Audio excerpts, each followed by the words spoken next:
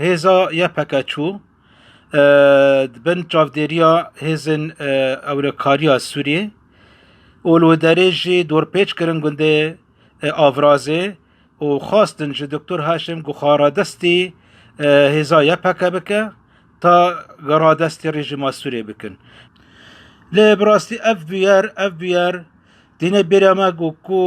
گرگ مسئله پیاده گیکره کفتنا بکه و یک ریزیا کردی اکل هفته بکه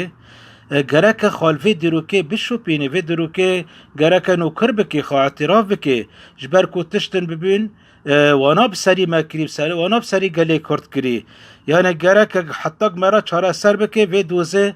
و اکریزیا کردی حتی چه ببین ماله شیخ نعسان شیخ حنان براستی مالبت که ولد پاریزه کردیت خودشو پینه سر بازا برزانه نمرن اف گشت بیجه دل ایشیه لجم رژیم سوری و ندخواستن مالبت وانا مازن و کردیت خواجه دشو پینن وانا گو امجه سر افده بشعتینن وانا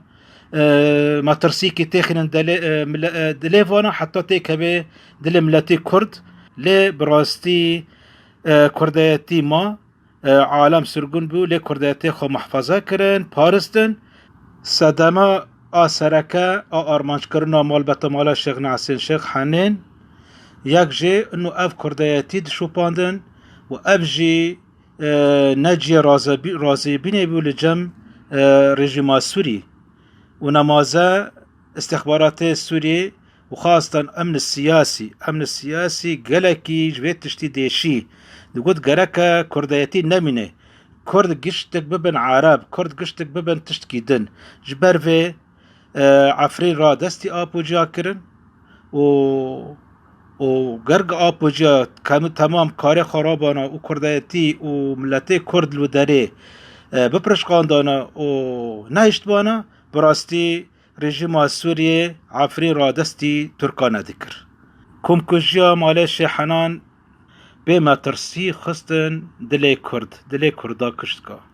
لی کمکجیک بو نب شورابی براستی اف بحمی هیزن خوا یا پکه ببکین خوا بحق خوا گشتک سرس ماله شیحنان دا چو ماله شیحنان شهید کرن شیحنان و کره ویددو جبر کو ما ترسیه تخنن دلی کردا تفدا لی براستی اف نبو یک و اف تشتاجی نچو سری کرد ما و کردایتی دمینه لسر ری بازا برزانه نمبر گاوا یکم جالی پیاده دمینه چقا کم کجین کرنه ای مال شیحنان و ای برج عبدالو ای شیه و ای بربنه ای چاقلمه ای چوبانام ای تلغزاله ای عاموده مال البدر و گشتکا بداخیانی که رسمی فرمی درخینن لیبورین جملت کرد بخوازن آد دنجی آد دیاجی همی توانن کرنه و کمکجین کرنه داخلن بر دادگاهی